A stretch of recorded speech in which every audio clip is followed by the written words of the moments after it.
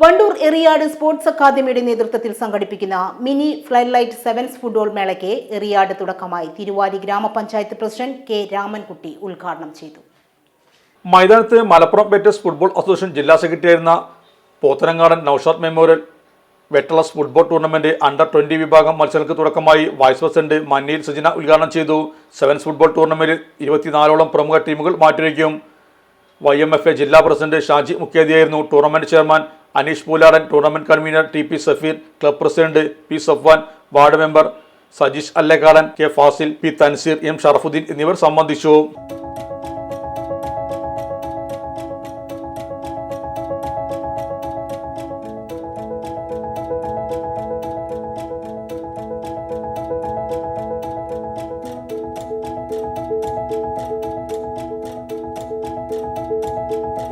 ഇനി വേണ്ടതെല്ലാം വേണ്ടുവോളം വിലക്കുറവിൽ നിങ്ങൾക്കായി മലപ്പുറത്ത് Sama hyper market, Tirur road, Mylapuram, Malappuram.